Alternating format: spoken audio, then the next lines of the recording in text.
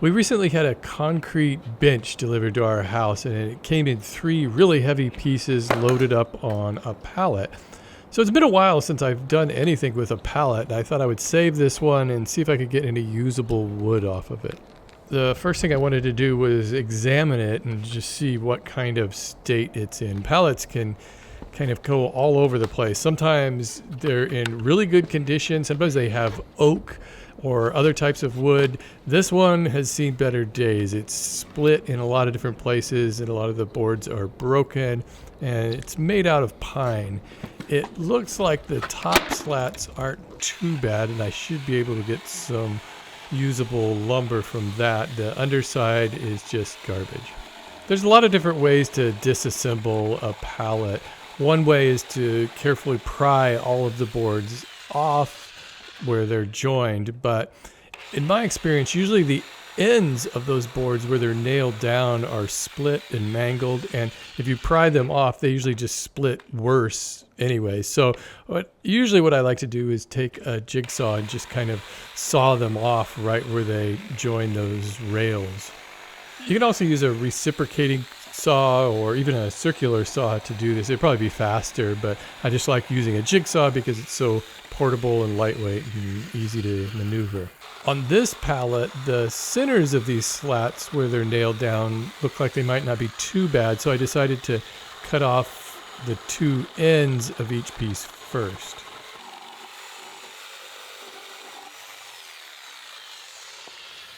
This first slat is just falling off of there, so I could just easily pull that off. Here you can see all of those spiral nails that are holding it down. That one is probably not going to be very useful. So then I grabbed a crowbar or pry bar and tried to take these off. And that worked pretty well because there's just a couple of nails in the center of most of these. Some of those boards are just split and they just come right apart.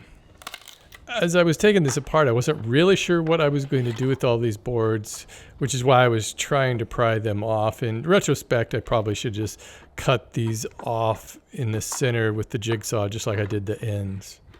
Surprisingly, though, these boards pried off easier than most pallets seem to pry off. If it's a pallet that's newly constructed, it can be really difficult to pry those spiral nails out. There were so many nails on that last piece that I just didn't even want to bother trying to pry it off, so I'll get a couple of small pieces from that. So that's really it. That's about all of the usable wood I can get out of this pallet. Most of the rest of it, as you can see, is just split and mangled or rotted or just has so many nails or nail holes in it that it's not worth messing with. I think this is a pretty old pallet, so these nails are coming out really easily. I just pound them from the back side and then just pry them out from the front side. When they build pallets, they use a nail gun that shoots these long spiral nails into place. And as far as I know, that's about the only thing those types of nails are used for, but it's a really strong way to make pallets, and it could be really hard to take pallets apart.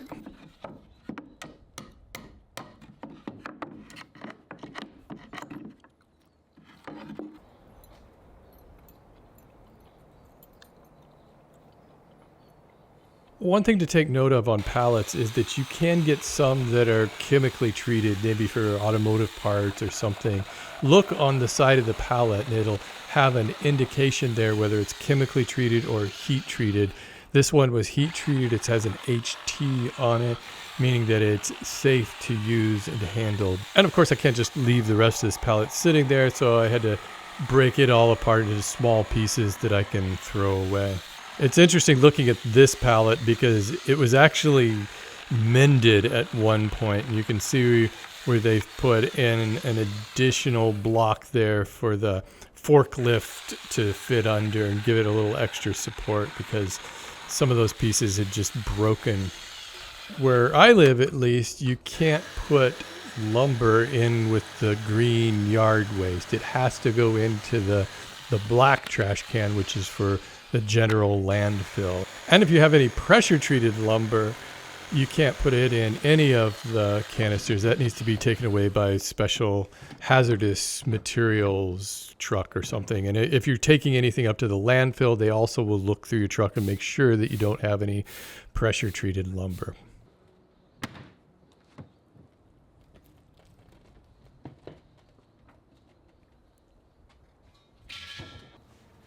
Now that I've picked out all of the best boards, I take the time to examine each of them and make sure that there's not any that are really warped or have like a major split running down the center that I'm not going to be able to use, or any other kind of imperfections. Plus, I think it's good to measure the thickness. One thing I've noticed about pallets is that the boards can be various thicknesses. They're not always 3/4 inch lumber. Sometimes they're thicker and sometimes they're thinner, even within the same pallet. So my goal with these is to get them all uniform. Mostly what I'm looking for when I'm sighting down these boards is not so much a side-to-side warp, but rather a cup. If the board is cupped kind of a U shape in the middle, that would be much more of a problem.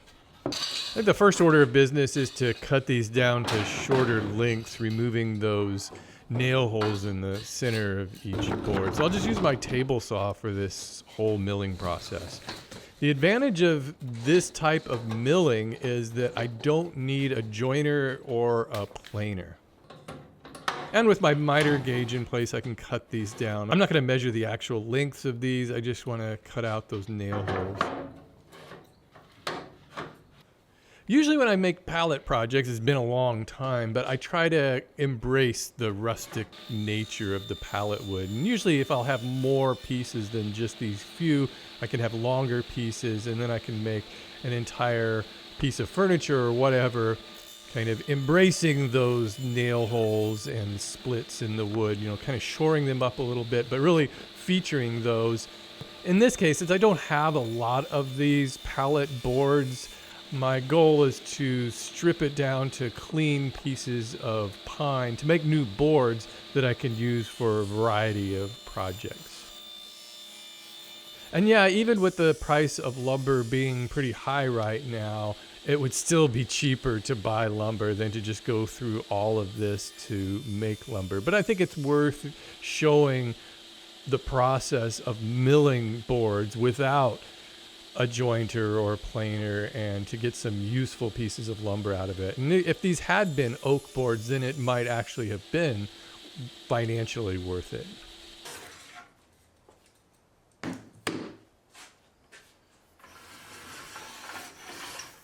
And with all those boards cut down to their lengths, now I can begin the jointing process. And usually this is done on a dedicated machine called a jointer, but I don't have one. So I'm going to be using my table saw so I can bring my rip fence over. And the first thing I'm going to do is just shave off one edge, one of the long edges of each board. And what jointing means is you're squaring up an edge of the board that you could use as a reference for making parallel cuts. These boards are all shorter than the length of my rip fence, so that entire edge that's running along the length of the rip fence will remain straight with the rip fence, and then the side that's running, or the edge that's running through the blade, will have a nice straight square cut. Each of these boards is slightly different width, so I have to just keep adjusting my rip fence over to cut that little bit off of each one.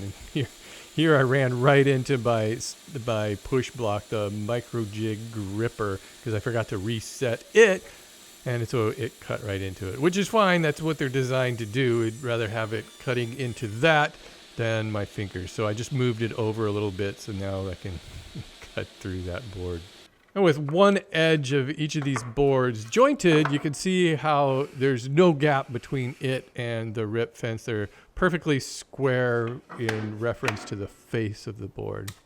I decided to make all of my boards 1.5 inches wide. That's a pretty useful measurement for a lot of small projects. So with the rip fence moved over to 1.5 inches, I can run each of those jointed sides along that rip fence and just start cutting out 1.5 wide boards.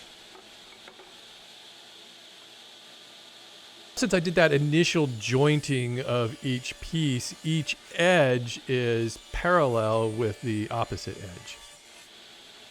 Now I can start ripping these all down to size and getting what they call 1x2s.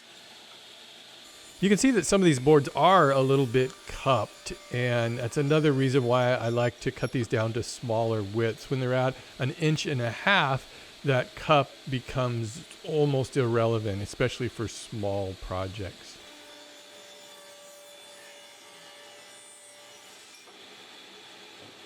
And here's all of the boards I have at this point. The only sides of the boards I haven't treated yet are the faces. So usually that would be done on a planer. You would just shave a little bit off of each face to clean them up. But I've got a different way to do that. First, I want to examine these again and make sure that there's no boards with splits in them or some weird knots that otherwise might become a problem. So I'm separating the boards that I know are going to be really good and usable from those that are just going to create trouble.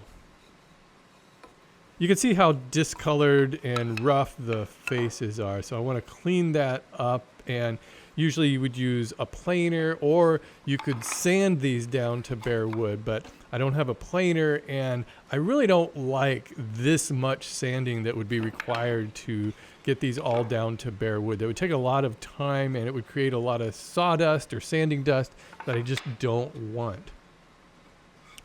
So since these are only 1.5 inches wide, I can use my table saw blade as sort of a planer. My table saw's regular insert plate won't work for making these cuts because there's too big of a gap and then the board could just fall down in there. So what I need to do is install a zero clearance insert plate that has a gap that's exactly the same width as the saw blade. So I've got a couple of different ones here that I've made and they just drop into place. All I have to do is just level them with these. My saw is this older saw that has these set screws. So you just drop these down so that the insert plate is flush with the top of the table. If you've been thinking about getting started in woodworking, you really don't need a lot of money or space to set up a shop. In fact, I have a free guide showing you how you can get all the tools you need, including a table saw, for less than $1,000. Thousands and thousands of people have started their woodworking adventure by taking this very first step. Download your free guide at mytoollist.com. Cutting a board in this direction while it's standing on one edge is called resawing, and it's probably the trickiest kind of cut you can do on the table saw and probably the one that can potentially cause the most harm if you're not careful the way you set this up. So what I always do is I set up a feather board. This is a homemade version that just slides into the miter slot, and it has a whole bunch of these kind of teeth like a comb on one side that applies pressure to the workpiece and keeps it pressed against the rip fence, and it prevents it from going backward. It will only go forward, so it should reduce the possibility of kickback. See, the only other thing to consider with this kind of cut is how are you going to push it through the blade without getting your fingers near the blade.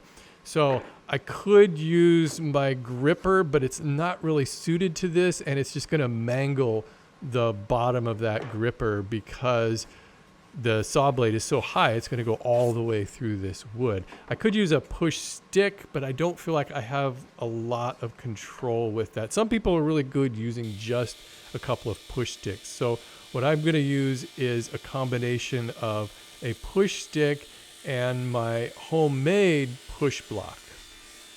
I've set up the rip fence so that I can just barely shave off one face of each board. And that does a really good job of cleaning it up. So this push block is completely a sacrificial push block. It's just a piece of 2x4 that's screwed onto a handle, and then there's a cleat in the back that I can also replace once it gets mangled up. The idea is that the cleat in the back pushes against the end of the board and helps push it through, while the bulk of the 2x4 is plenty big to keep my fingers out of the way and to apply pressure straight down to keep the board from popping up. So what I'm doing here is I start it with the push stick, keep it in place, and then I'm pushing it through with the push block, and then once the board starts to exit the rear end of the blade, I can use that push stick to apply pressure down on that leading edge to keep it in place. And just like jointing with one face of each board cleaned up, I can move my rip fence over and clean up the opposite face. I'm just shaving off enough to smooth it out and to get rid of any dirt and grime that's on it.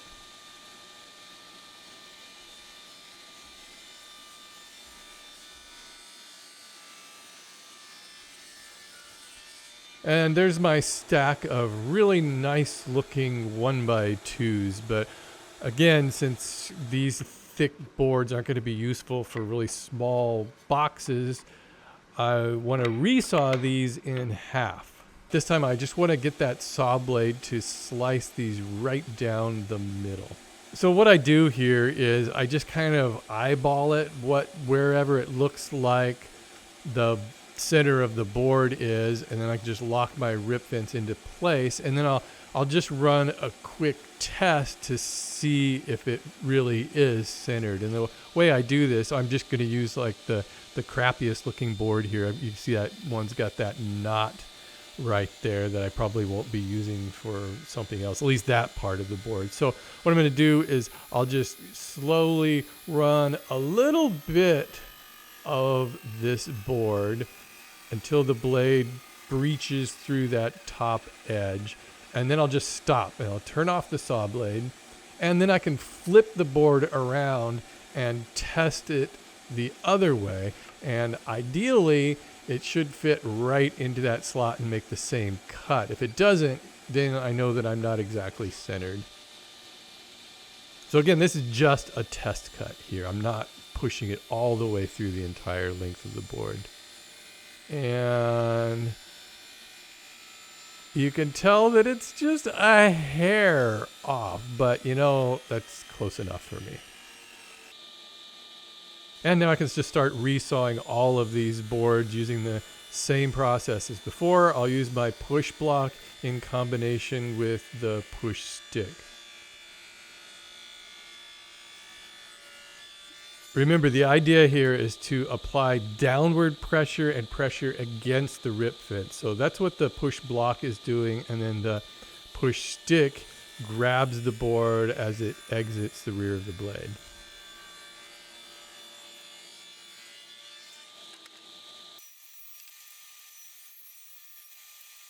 And there's my completed stack of lumber milled from a pallet. These turned out to be really nice looking pieces, and if I'm going to make some small boxes, I should be able to get quite a few out of these.